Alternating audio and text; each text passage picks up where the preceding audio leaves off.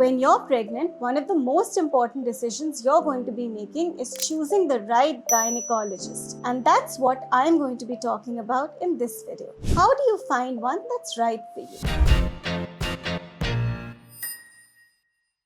Like I've mentioned before, your gynecologist is going to be your BFF in this 9-month journey. You will be seeing a lot of them. Typically, the gynacs call you every month in your first trimester, maybe every alternate week in your second trimester, and in your third trimester as frequently as every 10 days to every 1 week. So it's very important that you actually like going to them that often. This person is also going to be your go-to from all the questions that you have. Some questions might seem silly to you, but they're not. And even to processing all these weird yet wonderful things your body is going to be doing in these 9 months.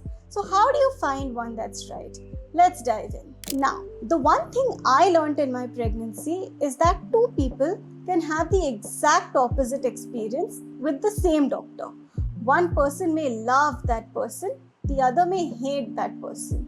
But why does that happen? It's simply because our own needs and expectations are different. And that is why when you choose a gynac, there isn't one size fits all. It's very important to understand in your own pregnancy journey, what are the things that are most important to you. The first and foremost thing I suggest you consider when you choose a gynac are their qualifications and credentials. Typically, every gynac should have a basic MBBS followed by either an MD or an MS degree in obstetrics and gynecology. Of course, there will be some who will have even further specializations, but these are the basic ones. The other thing you might want to consider is the hospital that they're attached with. Now, this is something I didn't know in my pregnancy, that when you're going to a particular gynac, you can only deliver at one of the hospitals that they're associated with. Either you like a gynac a lot and you're okay going to any of the hospitals that he or she is associated with, or perhaps you want to deliver in a particular hospital, in which case you have to work backwards and understand who are the gynacs practicing there.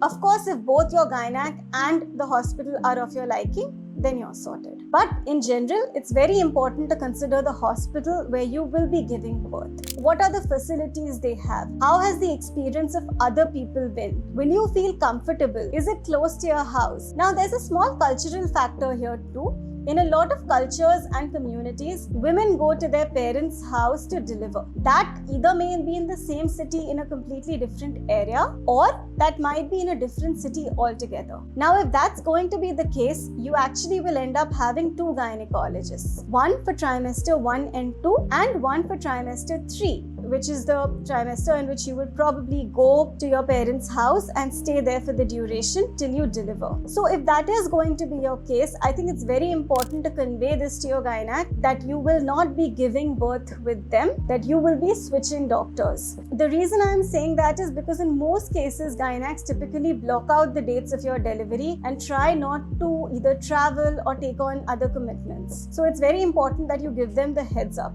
And similarly, if you are going to be delivering in a hospital that's perhaps closer to your parents' house where your gynac may not be practicing, or in a different city altogether, I think it's never too early to begin the hunt for the gynac who will be taking over in trimester 3. And finally, the one thing that you would be looking at is that if there's a specific kind of birth you want to go ahead with, does your doctor advocate that kind of birth? For instance, if you're very keen on a normal vaginal delivery, there are doctors who are known for ensuring that most of their patients deliver normally. These days, you also have a lot of new age birthing techniques like hypnobirthing and water birthing. So if those are things you want to do, then it's very important to find a gynac who will get those done for you. Remember, as much as you require a gynac requires you too. So it's never a bad idea to ask as many questions and to determine if they are right for you. So what's their communication style like? Now, I believe seeing a gynac is very different from seeing another type of doctor, like a dermatologist or maybe a dentist. For the simple reason that when you're seeing a gynac, this is literally the doctor who's seeing your private parts. Also, when you see a gynac, you end up revealing some extremely intimate and personal information about your relationship, your sex life, what happens in the bedroom, and and of course the fact that you're going to be sharing this very important, very beautiful 9-month journey with them. So it's very important to see,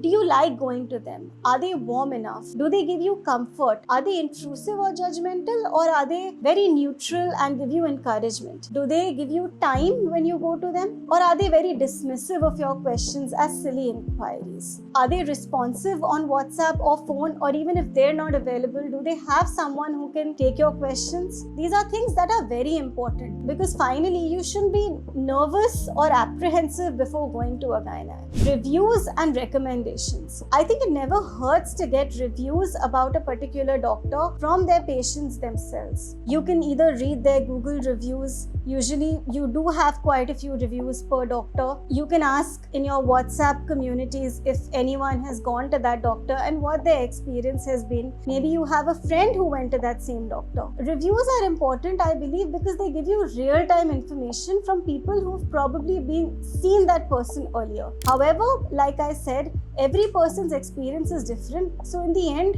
while you may hear multiple reviews, it's up to you how you make that final judgment. And finally, I think the most important thing you can do is just trust your gut. If you like a doctor and you think you can see yourself going to that person for the entire 9 months, you think you would like the idea of that person being probably the first person to hold your baby right after they're born, just go with it. So these are all the things I would recommend keeping in mind when you choose the right gynecologist for yourself. If you do find this information useful, don't forget to like, share and subscribe. Till then, keep glowing, keep growing.